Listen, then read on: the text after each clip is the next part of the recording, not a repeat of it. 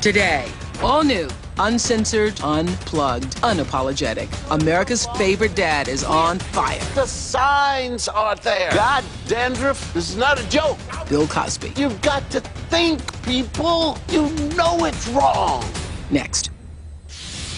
Well, we all know Bill Cosby as America's dad, the lovable Cliff Huxtable from The Cosby Show. No matter who you are or where you've lived, you know about the Huxtables. But 3 years ago, he gave an unexpected, uncensored speech that got everybody talking. Ladies and gentlemen, the lower economic and lower middle economic people are not holding up their end in this deal. In the neighborhood that most of us grew up in, parenting is not going on. They're buying things for the kid. $500 sneakers. For what? And won't buy or spend $250 on Hooked on Phonics.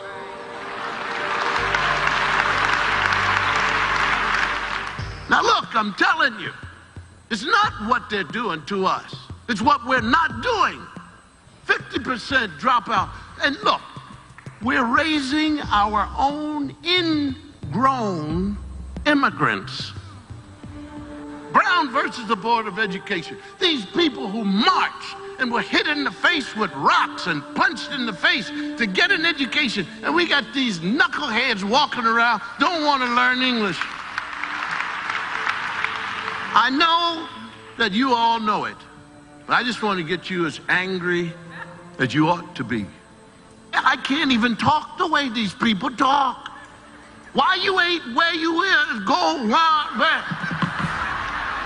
I don't know who these people are. And I blamed the kid until I heard the mother talk.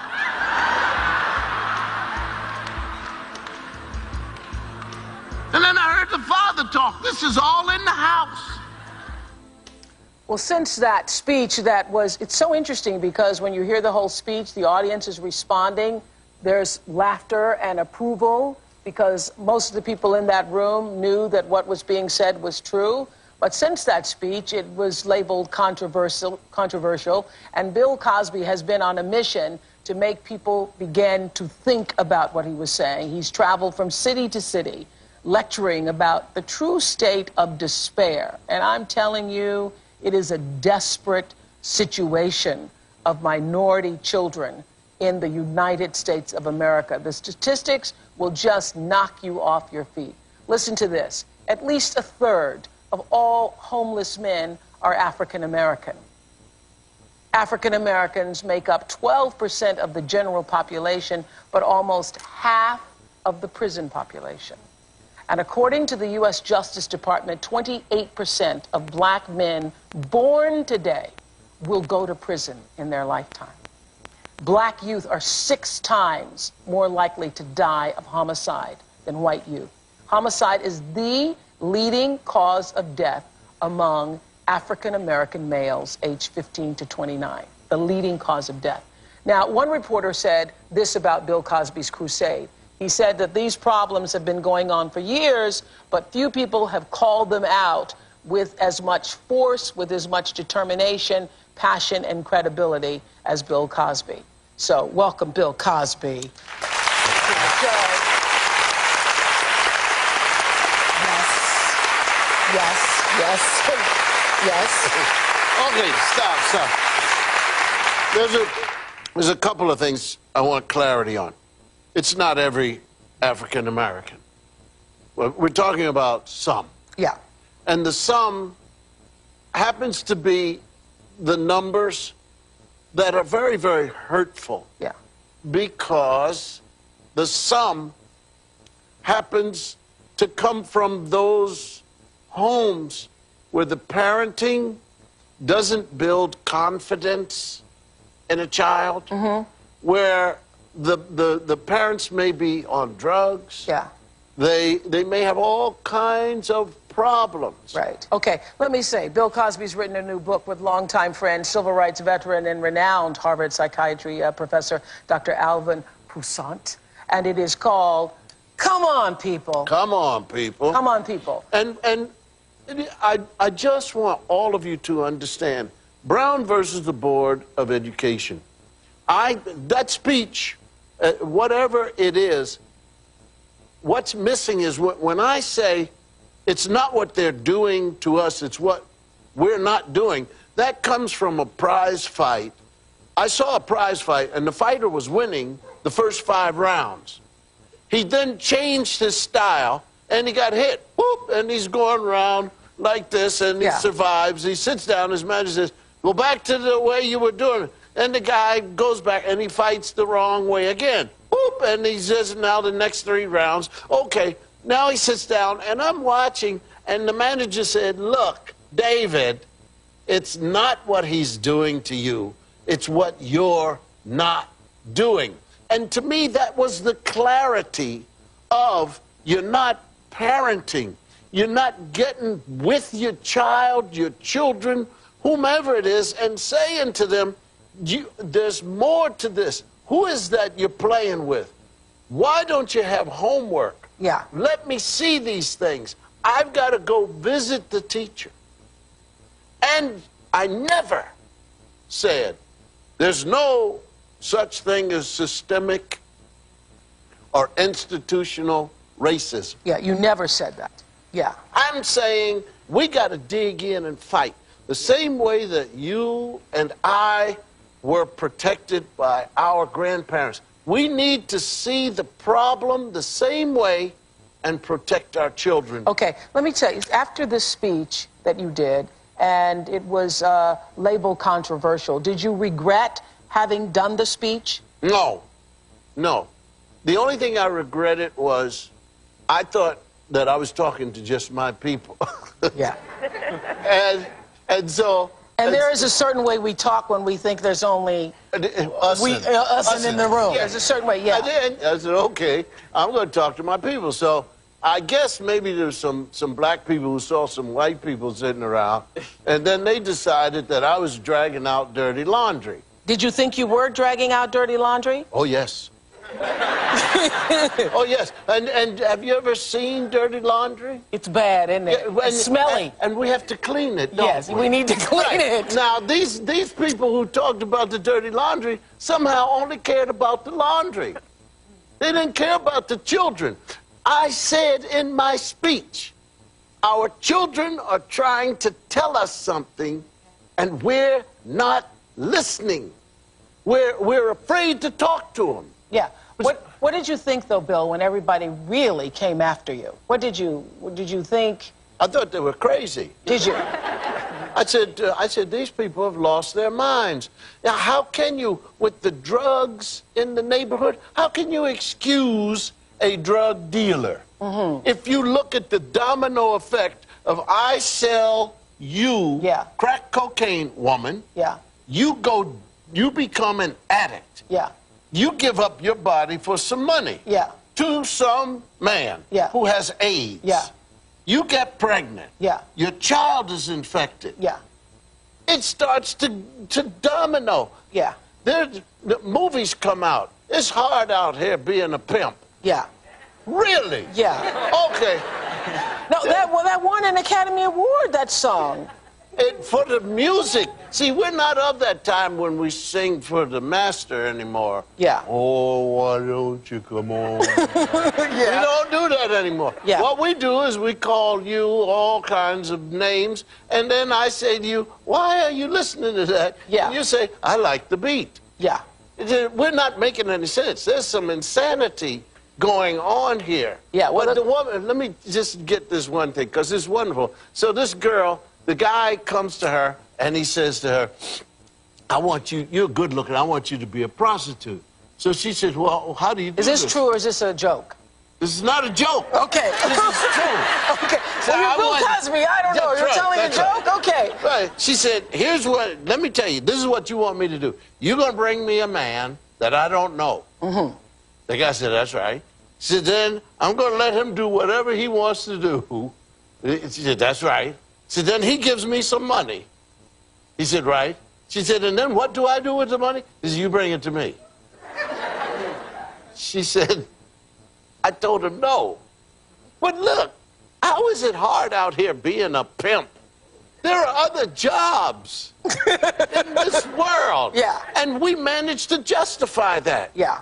A woman said, who was an actress, and somebody questioned the role she was playing. She said, well, would you rather have me playing this role or waiting for you in the alley with a lead pipe? We've gone crazy. Because there are other places in between she could go. Well, you found a job. Coming up. Coming up. Hey, what's with the glasses, anyway? Is it red? Oh, your eye. Oh, you had an eye. Oh, yeah, it is red. Yeah. Put them back on. Okay. We'll be right back. Back in a moment.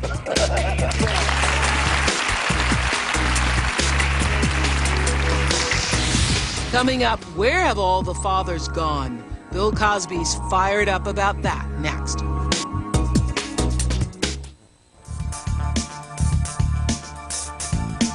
Well, a house without a father is a challenge. A neighborhood without fathers is a catastrophe. That is what Bill Cosby and Dr. Alvin Poussant write in their new book, Come On, People, which was titled from your granddaughter, right? Who in the post office, she's 3 years old. She's standing with me. We're waiting for stamps in the Ray Charles post office. And she's going, and the line is hardly moving. And, Poppy, we're going to get, so finally I said, well, the people are moving a little too slowly.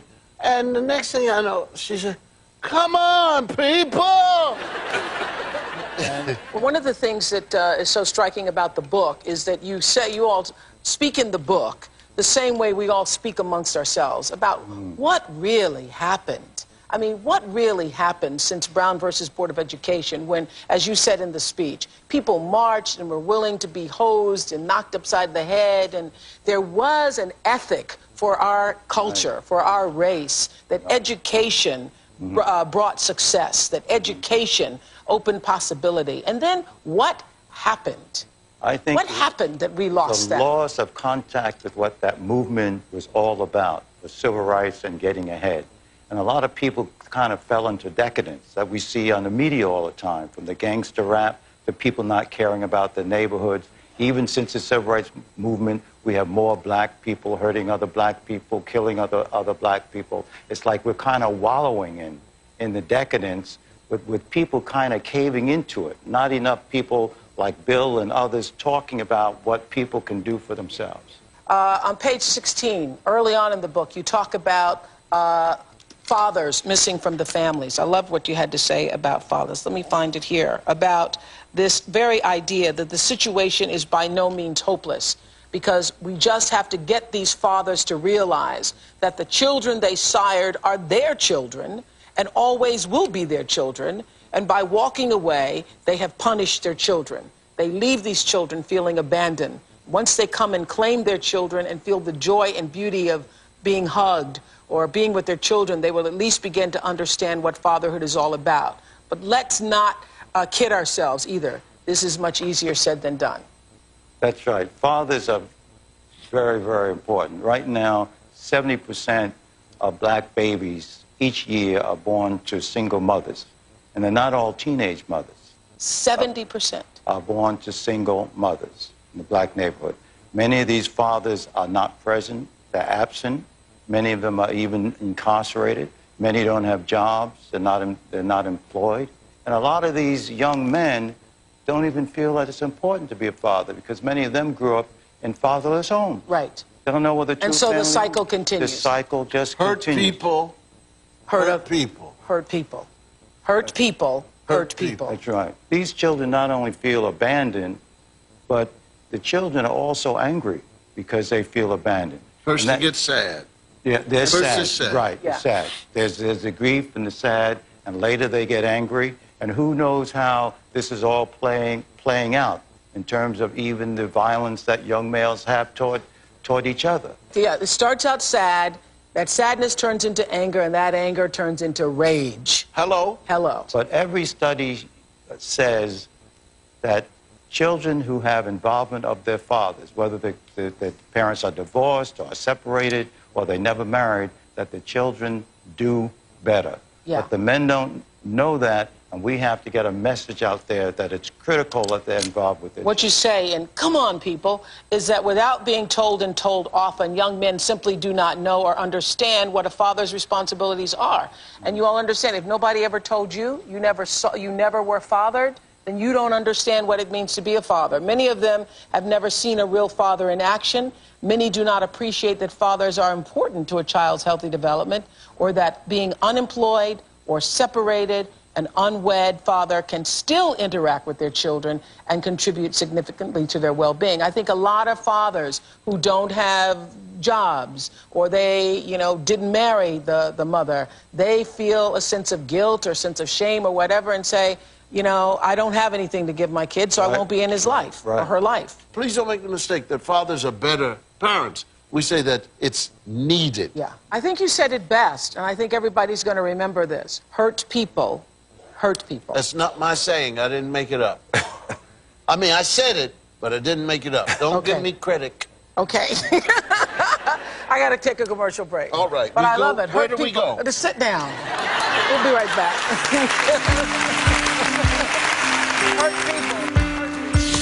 Up next, their child was gunned down on his way home from school. Why they say it could happen to anyone.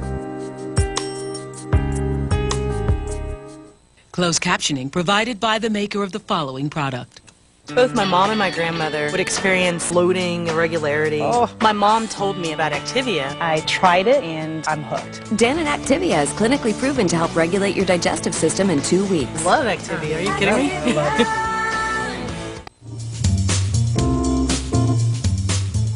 Annette and Ronald Holt know firsthand what Bill Cosby and Dr. Poussant are talking about, because their 16-year-old son, Blair, was gunned down just a few months ago here in Chicago by another teenager while riding home from school on a bus. It was very big news here in our city.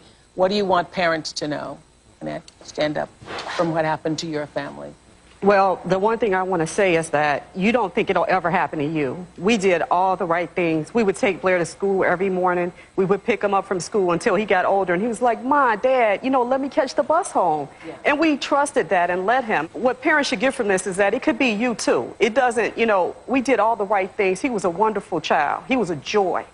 And we did all the right things. Parents need to step up. He was a joy, a good student. He was a good student. So what parents need to do is they need to step up to the plate. You need to know who your child's friends are. You need to know where they're going. You need to take them. We went to movies together. Even as a teenager, I would take them to parties. I would pick them up. I would meet the parents. I didn't trust the streets to raise my child.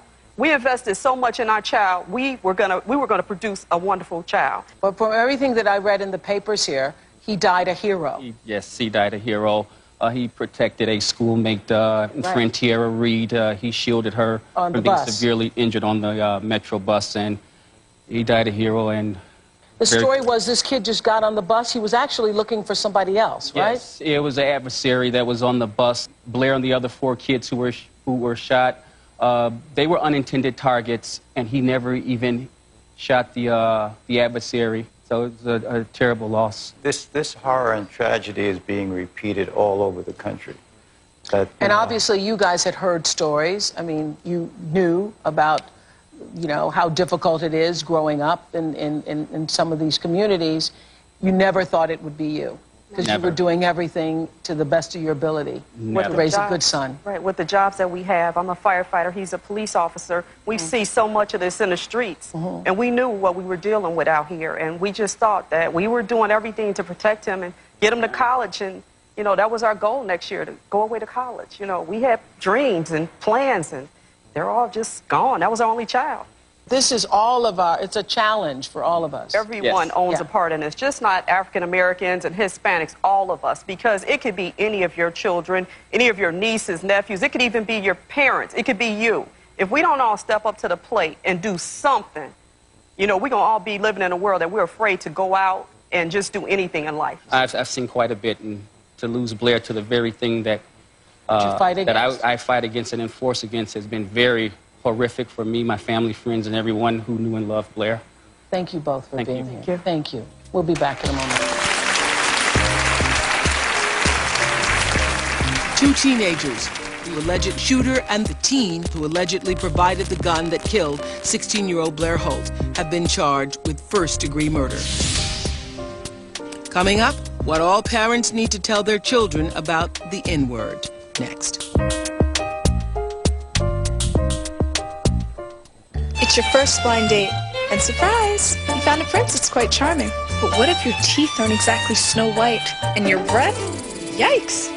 Calm down. Introducing Crest Extra White Plus Scope Toothpaste. Unlike other toothpastes, it combines scope freshness with the extra whitening power of Crest. For fresh breath, a whiter smile, and maybe a chance to live happily ever after. New Crest Extra White Plus Scope Toothpaste. Also try new Scope White Mouthwash.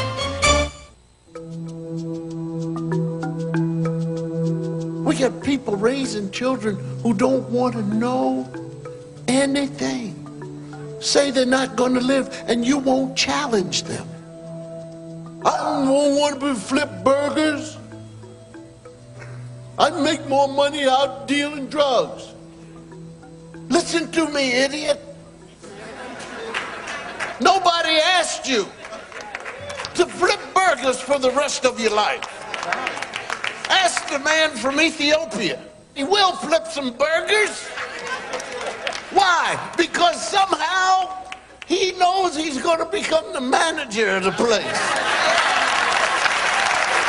That was Bill Cosby at a call out in Washington, D.C. Bill Cosby and Dr. Alvin Poussant are on talking about their latest work together, Come On People. It's a book about the path from victims to victors. So more than anything, this is a call out for people to begin to first of all, to look at the situation that we're in. Because I think a lot of people don't realize how bad it is. Mm-hmm. I'm telling you, people, if you talk to some, they actually believe that it's okay to not go to the school to talk to the teacher about their child. Or they think that just because I get up and I send my kid to school every day, I've done my part. Or that the school says your child is not coming to school, and they say, that's your job. Yeah, we're dealing with a high school dropout rate among black males in most urban areas of over 50%. And in some cities, it's 75%. That's right. These men, boys drop out of school, and about 60% of them end up at some point in jail. That's right. So it's a kind of cycle. Dropping out, going to jail, and then not being able to be constructive members of the community, and then tearing at community, crime, violence, homicide, killing each other. Okay, we have questions. Angela Wooten, where's Angela Wooten? Yes. And you have a question? Yeah. I'm a Chicago public school teacher. I've been teaching for 15 years in the inner city, and I'm frustrated because teaching kind of has been pushed aside for me because I'm dealing with other issues like my children come to school unclean, they're hungry, the father or father figure that's in the home may have fought the mother. Parents need to be more accountable for their children. I just wanted to ask Dr. Cosby if he has any suggestions out as to how I can get parents to come into the schools and help me be a better teacher. What grade? I teach Head Start. That's 3- and 4-year-olds, which is the basic thing. Good. I was at Florida A&M, and the teacher stood up, tears running. I send letters, I email, nobody responds. This lady stood up, student teacher. She said, what I do is when the bell rings, the child that I'm interested in at the time, I follow that child out of the building. The child usually leads me to an adult. And I say, hi, I'm so-and-so's teacher. And who are you? So forth. I've been trying to reach you all this time. So maybe you might try that. Okay? How's that sound? Sounds good. All right. Thank That was you. Florida A&M. I didn't make that up. Thank you. Yeah, there was a young guy on here who won a teacher award. Ron Clark was his name. He went to every single home of every single child that was going to be in his classroom. I think he taught 5th grade. And he said at first the parents thought he was crazy because he's knocking on the doors to actually have a visit with the parents before he started the semester with their children. So it means you taking a more proactive involvement. And the parents, once they realize how much you really care, I think for a lot of them, it encourages them to care. Because as they're saying in their book, a lot of parents don't even understand what their engagement means. They don't even understand it.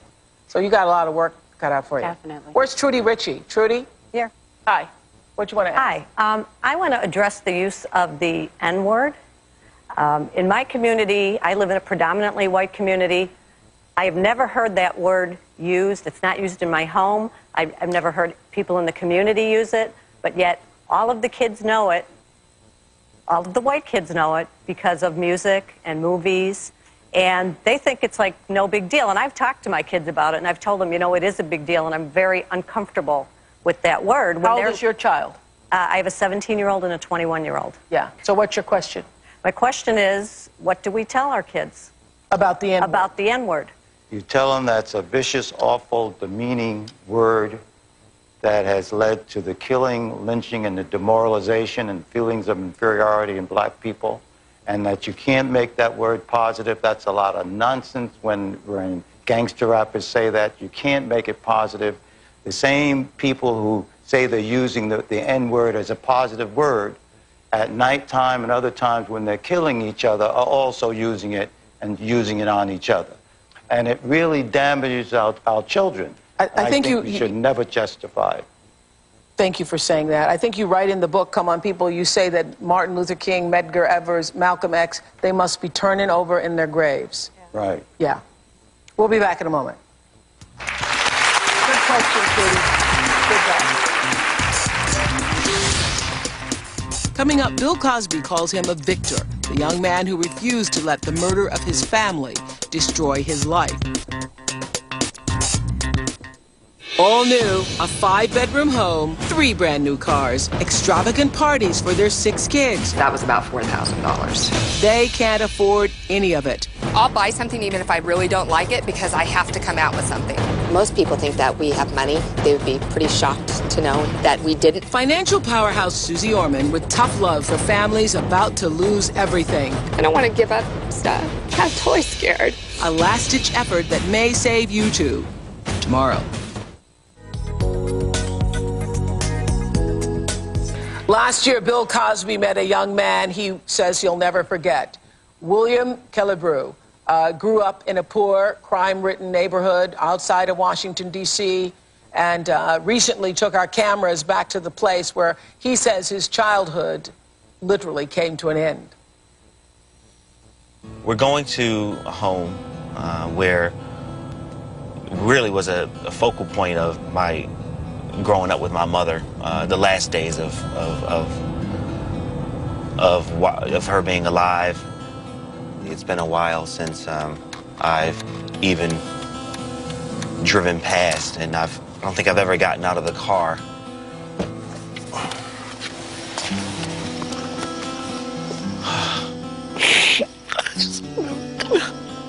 Oh, God. Just remember coming out of this house and just running up the street. The last time William stood on this street, he was just 10 years old. It was July 2nd, 1984, when he woke up to the terrifying sound of his mother screaming. It was right there, right in front of the house, right in front of the driveway. Her boyfriend was dragging her. That's when he came in, and he just started immediately loading his gun, and then he went over to my mother, and then he put the gun up to her face, and he just shot her about 2 times in her face, and she dropped right on the floor immediately. And I just remember all of this blood coming out of her mouth and just going all over the floor. And then he went to my brother, and then he shot my brother. Then he came to me, and he put the gun to my head. He squatted down. He did the squat like this, and he put the gun to my head. I immediately said to him, "Please don't kill me. Please don't kill me. I'll do anything. I'll do anything." And I asked him, And he didn't say one word to me. And that's when I looked up into the sky. I was like, God, please, please don't let him kill me. Please don't let him kill me. And for some reason, he just pulled back. And then he said to me, you can leave. Just ran right down here on the right. And just was banging on the door. When they asked me, well, what's going on? What's wrong? And I could only say, my mother. And they kind of just, you know, settled me down, you know. They settled me down. I didn't know what was going on, you know. Just pretty lost. No. God, William, thank you for taking us back there. But what happened to you? Obviously, you're here. William's here. Oh.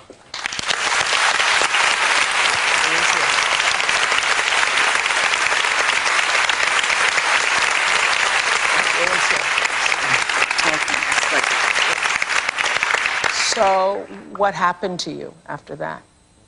Wow, I lost everything. I mean, I lost my mom. I was a mama's boy, so I went everywhere with her. And, you know, that day I actually wanted to go with her, but, you know, when it came to me pleading for my life, I decided that I wanted to go the other way, just at 10. You know, I was lost growing up as a teenager, and I didn't know where I was. I was just in a life of despair. I just had all my feelings just bundled up, didn't get a chance to actually talk about it. So who helped you? Wow, my grandmother. I mean, she jumped right in that day. And she's been going ever since. She worked, I think, a week after. Well, thank God for the grandmothers. Thank God for the grandmothers. Thank God for the grandmothers.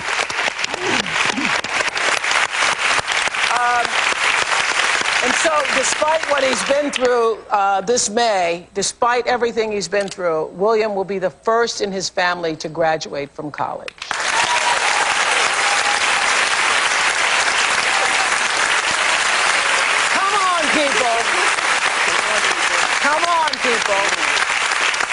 What was your inspiration? I just had the inspiration from teachers, from friends in the neighborhood who really cared, and you know, my grandmother and my sister here, and people like that. Your sister survived. Were you in the house at the time? No, I was across the street. You were across the street in that moment. You were across the street in that moment. Yeah. I have a question. What do you have to say since you lived down there, in there? What is it that you see? What do you feel about people moving in the direction, the drugs? It's just you know, it's an unfortunate road, and I even, after my mom's death, I was susceptible to that as well, going in that direction. But you know, having strong people around you, having a feeling that you don't want to go in that direction anymore. You're tired of it. You're tired of seeing it. It's all around you. Somebody's got to jump out there and make a way. But it's all around you, so does it all sound okay with the people all around you? The drug dealers, even the people who are not taking the drugs, but who happen to be around there, do they make it sound like it's all right, sis? They always make it sound like it's all right, but it's not all right. And I took that road as well, and I was a victim. Of which drug? I sold all the drugs. Cocaine. Okay. And it was almost like a family thing. But I was the victim, but I had the village around me. My grandmother, the teachers, the coaches, everybody. And your book, I became the victor. I now work for National Black Child Development Institute, and we're advocates in Washington, D.C. I'm giving back to the community because they gave to me. And I thank the Lord that he put people in my life because I can stand now and not have to remain in that spot as a victim. But when you see you in these females dealing drugs, what's the great sentence you give that can turn them around? You know what? I was in your shoes, but I'm standing now. They told me that I would never be anything. I wouldn't make it. But I'm standing because I had a choice. Somebody showed me that it was another alternative. Somebody told me that I had a choice, that I didn't have to live with what I was dealt. I didn't have to deal with it. that I can go higher. Because, you know, I took that road. I had a baby at 16. I did all of the wrong things, thinking that I was no one and nobody cared. But somebody reached out to me, my coaches, my grandmother, the teachers, my pastor. You know what it is? It's about what, the little hairs on my head are raising, because in the book you all talk about the expectations. That when your teacher has expectations of you, there's a quote that you all give in the book. I'm going to find it and come back and read it. Thank you. You all are to be celebrated. You're to be celebrated. You're to be celebrated. We'll be right back.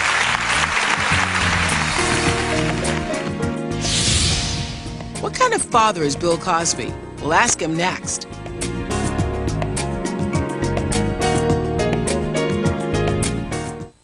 All new. It's the side of the story we rarely get to hear, straight from the source. They've been the other woman. We would see each other 3 or 4 times a week. He would buy me lingerie. Our sexual chemistry was fantastic. Did you ever at any time think about the wife? What kind of lies is he telling his wife? Why didn't he marry you? Then, betrayed wives revealed the moment they found out you were pregnant with your 4th child, and she sued her husband's mistress. The verdict? Friday.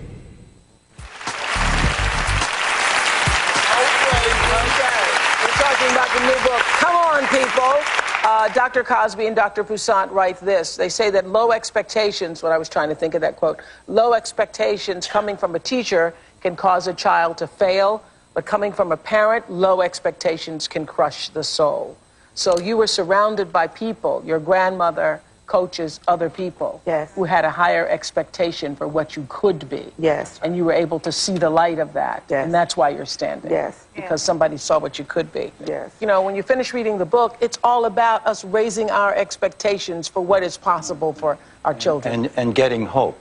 Mm-hmm. So we think that parents, first of all, from the very beginning, have to respect and care and nurture their children and not do bad things for them.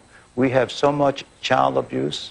We have so much domestic violence. We have so many parents psychologically abusing their children. You can see it on the street. Yeah. You're stupid. You're an idiot. Yeah. You Come know? on So, here. yeah, come Shut your yelling mouth. around. Yeah. So that even before they get to school, many of them are like damaged in the way they think about themselves. The way we speak to the Right, the way we speak to them, and then they become angry, and then we beat them too much. And then they become more angry, and then they want to do violence to other people. We have to get our things And we together. beat them because we were beaten. That's right, frequently. And we think that it works when it doesn't work. You beat kids a whole lot, you're much more likely to end up really abusing them. And a lot of the inmates in jail, particularly for violent crimes, but like 80, 70% of them have been victims of child abuse themselves. So violence begets violence in the home. And so if you go on Oprah.com, after the show, go to Oprah.com. We're going to have Dr. Poussaint and Bill Cosby talking about what to do as alternatives for spanking. Because I know a lot of you watching like, well, if you don't hit them, what you going to do? Yeah, right. I've heard... I want to know what kind of parent you were before I go to break, though, because, you know... I was fantastic. I never made a mistake. All I had to do was say, where's your mother? No, but Bill, this is a serious question, because I think, you know, people forget that you were raised not the richest guy in the world, and that you know, worked your way up. I think you and Camille, let's give her the credit, you and Camille did a great job. I remember being in your house one time and the kids were saying they wanted something and you said, this is mine. Mine's. This is mine. This is my house. You were just, you get to live here. Right. Okay. We'll be right back.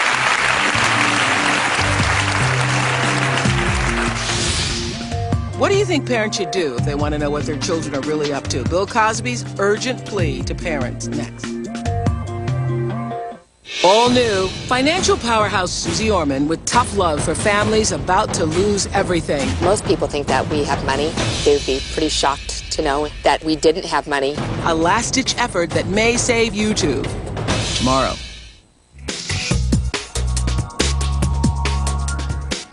First of all, there's a friend of mine, and he has a thing called Shakedown. he doesn't have it, but he talks to his congregation, telling parents why they don't have to knock on a door, a bedroom door of a child, and say, "May I come in?" And he says that in prison you have the shakedown. So the guards come, you stand, drop your trousers, they stop the water flow, turn off the light, do things, and they check your place out. Why? Because you don't pay any rent. This is not your place. You're in prison. They got the National Guard, he says. He says, this is your house. If your child has a gun, you should know. Look under the mattress. They're stupid enough. Every child on the face of this earth always thinks they'll never look here. And look under the mattress. Look under the bed. You don't trust me. We'll talk about it. We'll talk about it. Look up in the ceiling. Look around the thing. Read the materials on the wall. Have a little look at the internet. MySpace. How many times have you seen things go wrong and the parents say, well, I didn't want to look in there. I didn't want, but the signs are there. Who are you playing with? Who are these people? Why do you have to? What is your homework? We have parents who don't know what subjects the children are taking, who don't know when the test is coming, who don't know if they've finished, don't know the grades. We must know. You're in a time, ladies and gentlemen, those of you living in these areas where the area can eat you alive. Ladies and gentlemen, what's the problem here? Why are we worried about dirty laundry? I'm talking about dead young males, gone. Young females on drugs, gone. Brains fried. Believe a child when she says somebody's fondling her. Believe that you've got to go to see the teachers when you're a parent. Believe that you can make your place clean. Also believe that just because you don't own it, that it doesn't belong to you.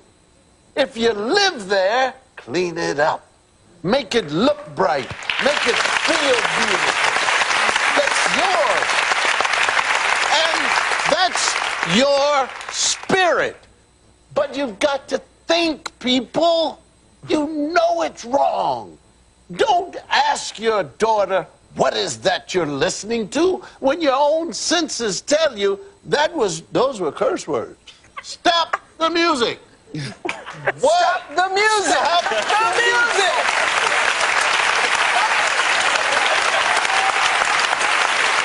I love that.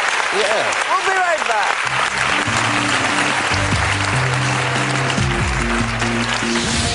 Coming up, no, the question is, can we turn this around? We're going to ask Bill that question next. The Oprah Winfrey Show is brought to you in part by Dove. Every girl deserves to feel good about herself. Find out more at campaignforrealbeauty.com. The November issue of O Magazine is on newsstands now. Turn back the clock on aging with Dr. Oz, his 2-week plan to help you stay young. Get your copy now.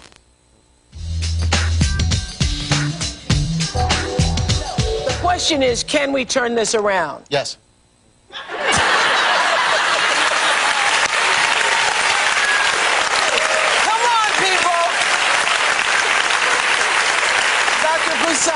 Bill Cosby. Thank you. Go to Oprah.com for their comment on spanking. We'll see you. Bye.